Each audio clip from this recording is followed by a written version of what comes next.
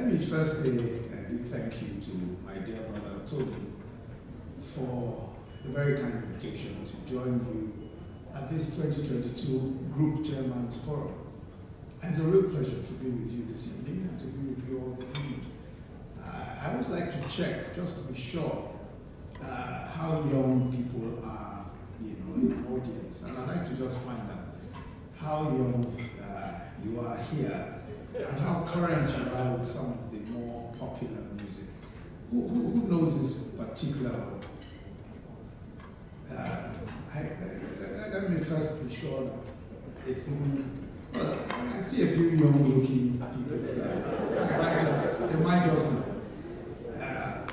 Batman looking good. Batman looking good in the Batman drip to the core. How many people know that song? No, raise your hand if you know the song. Just raise your hand. We know the young people here. I can see all the old people, they don't even know better. I mean, you guys really have to, move up. Thank you very much. I want to just say again that it's a real pleasure to be here.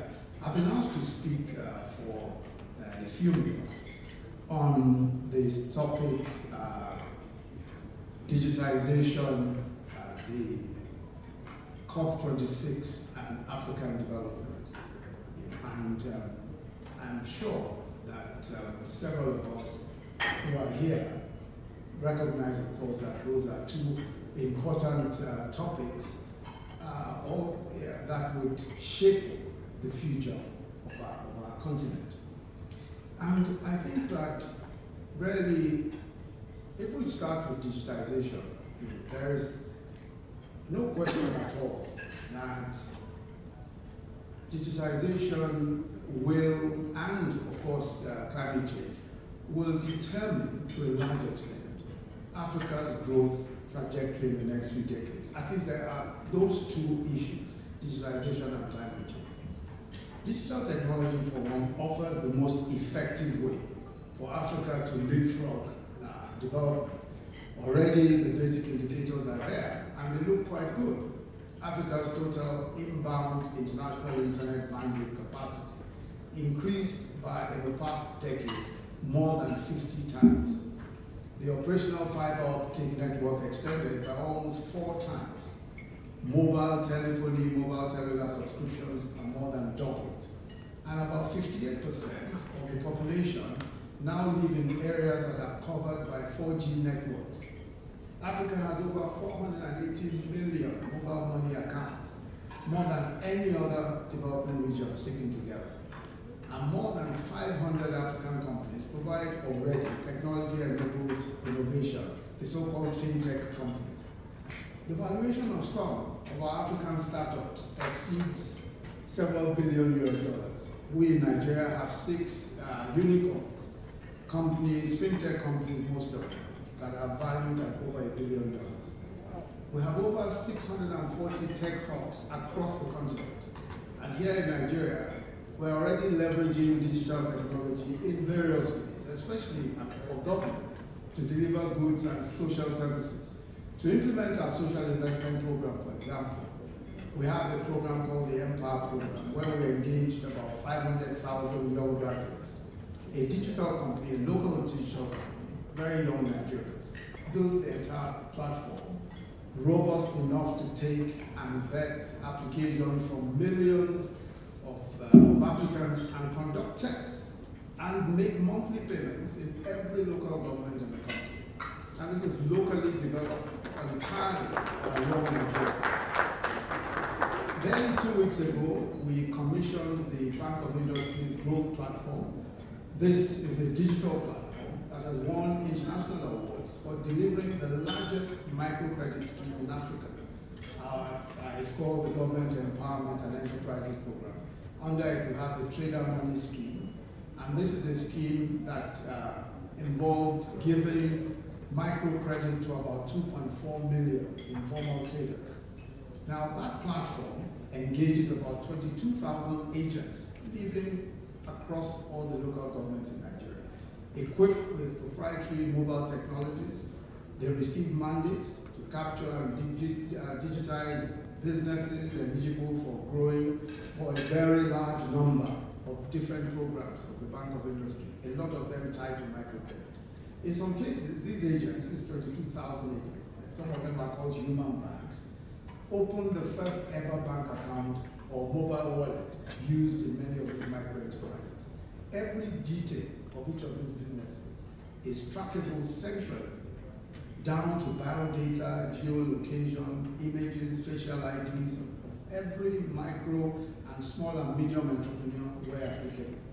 So we'll be able to use technology for the first time in so many of these ways. And it's been particularly intriguing because here we have a situation where in the past it would have been impossible for us to reach all of these various places and people quickly, efficiently.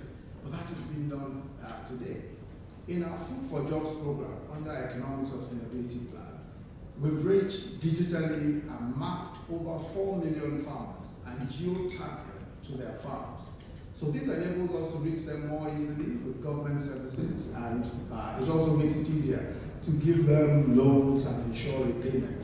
Repayment, of course, has been a major problem with giving agri loans, especially to small farmers. Part of the reason, of course, is that it's very difficult to find, to locate them. Where are they? Where's their land? And all of that. But now we have at least 4 million of them geotagged to their land. So we know exactly where their land is. We know exactly where they are. And so it makes it so much easier to be able to deliver services to them and at the same time get credit to them. Digital companies, of course, also I'm sure many of us are familiar with this, are opening up opportunities in every line of business.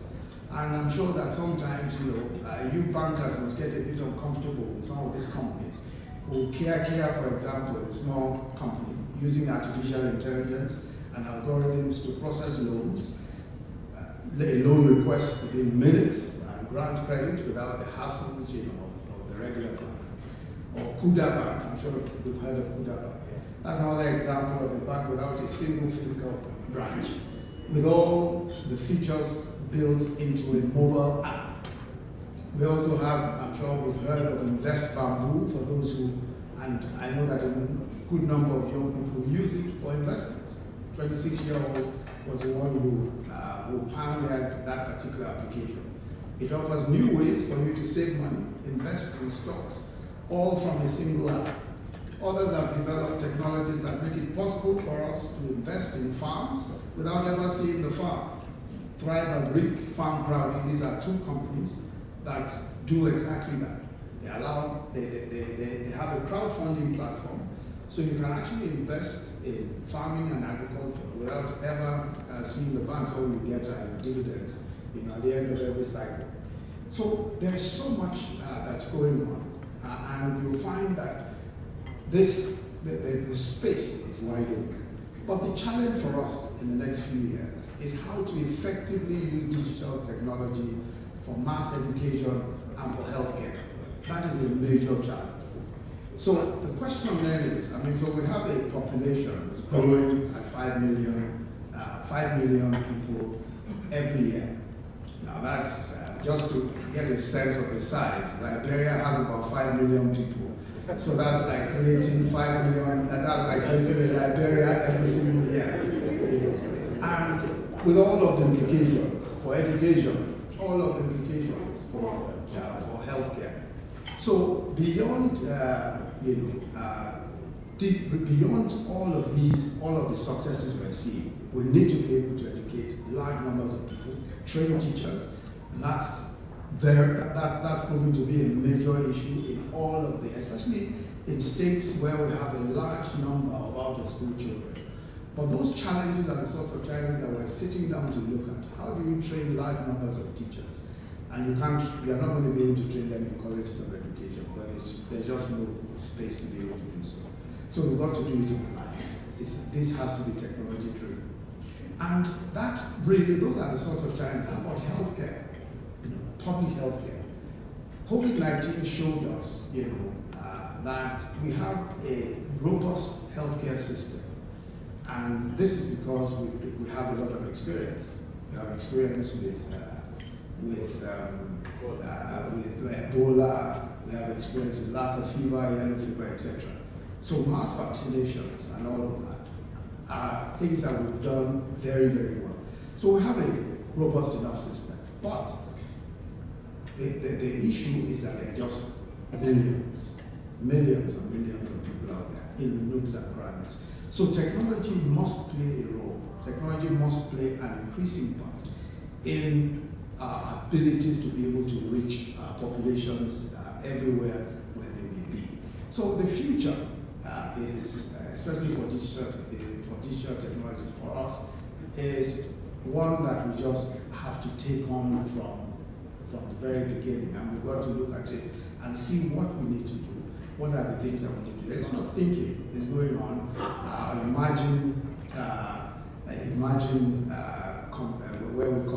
Where we convened a major conference to look at all of these issues, especially as they relate to technology. It's something we've done internally within the public service to look at how to imagine, as it were, the future of digital technology and what we need to do. And there's so many different aspects of that, but I'm not going to bore you or take your time too much on that this evening. So we'll just go on to the other issue, and that's the question of COP26 and climate change. Of course, we all know that COP26 is that conference that was celebrated all over the world, where we expected that the world would come to some conclusions as to how to ensure net zero carbon emissions by 2050. Most people seem to agree that by 2050 we should have net zero carbon emissions. And most of the world, especially the wealthier countries of the world, of course, accept that by 2050 there should be some, we should be able to achieve the targets set in Paris at the climate change conference earlier on. Now, the question for us in Africa is slightly different from those of wealthier countries. The question for us is not just about climate change. We know that we have an existential crisis. The climate crisis is a major crisis. We know that this is something we've got to look out for. But for us in Africa, it goes beyond that. We have a different type of crisis also, and that is the crisis of extreme poverty. So for us, it's climate change as well as extreme poverty. And extreme poverty is important to us, especially, and the way it relates to climate change is that it is tied to energy poverty as well. It's tied to access to energy for us.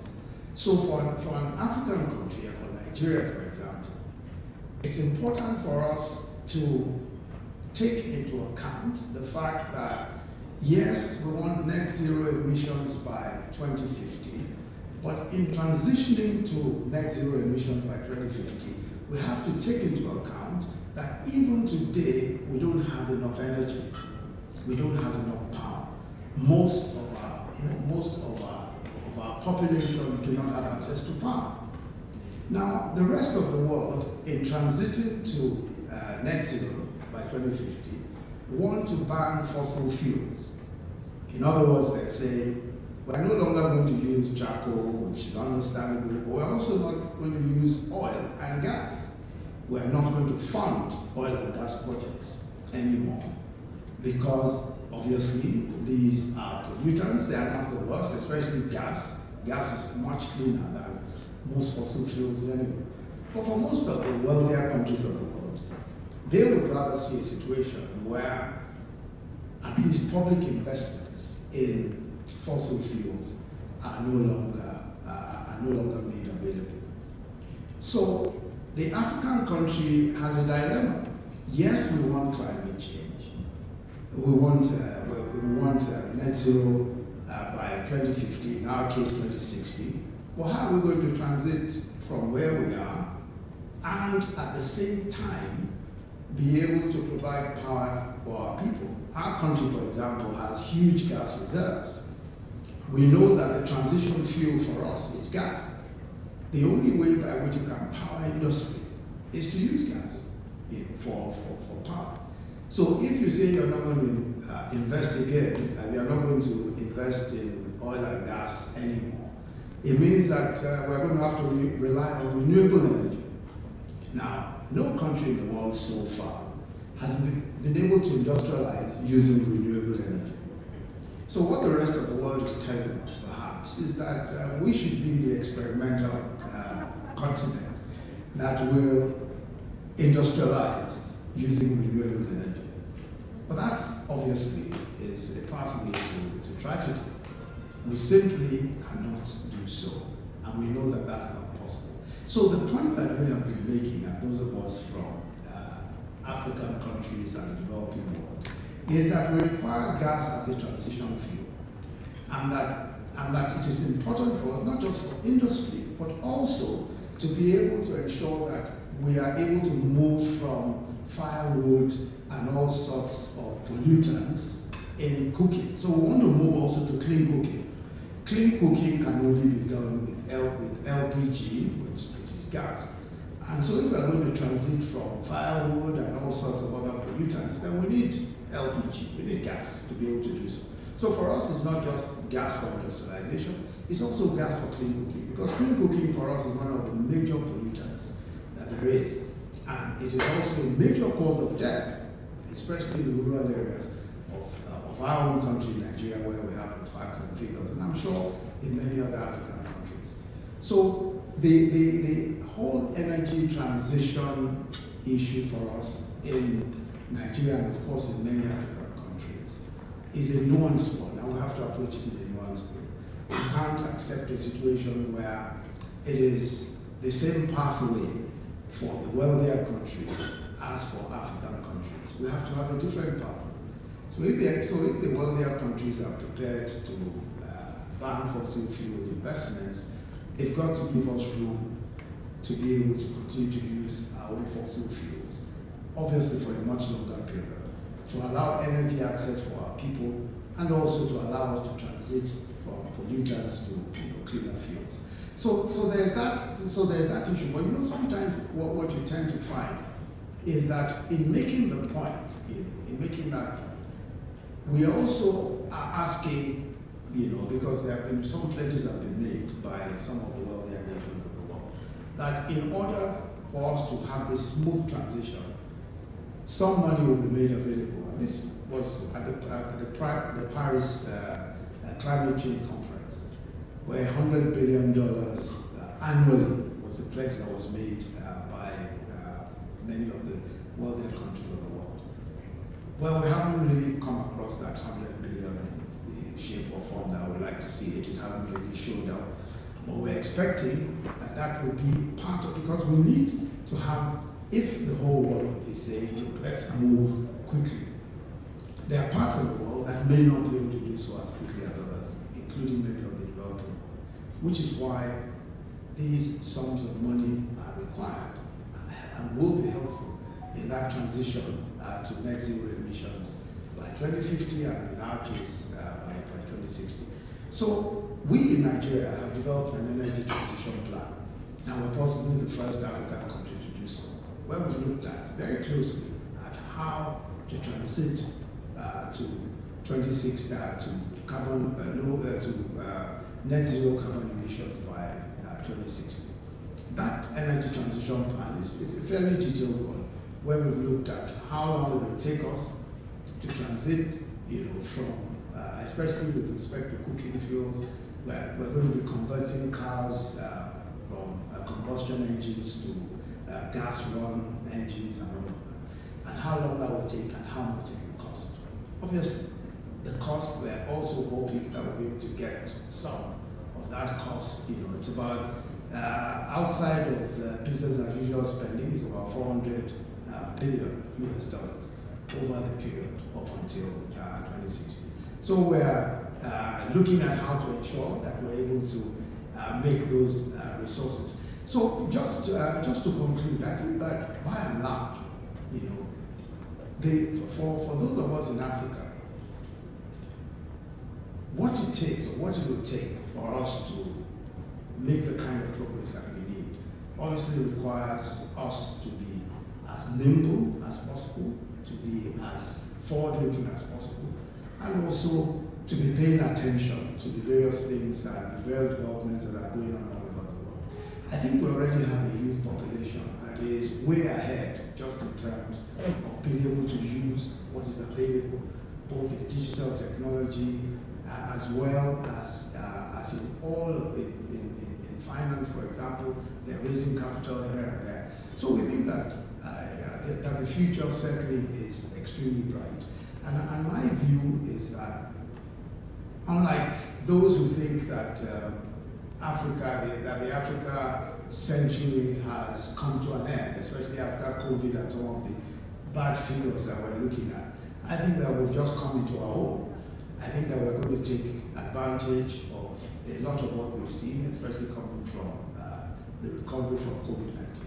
And I think that we're going to see we are going to see greater growth. I've seen some of the statistics, some of the macroeconomic figures that are coming from the IMF, but we always beat those figures. And I think we're going to do even much better. So let me thank you once again for the opportunity to come and join you, and I hope that I've not spoiled your appetite for dinner and for dessert. I'm always very anxious when you are trying to give a lecture to people who have just had dinner and wine. I think that you have been a very good audience. Thank you very much.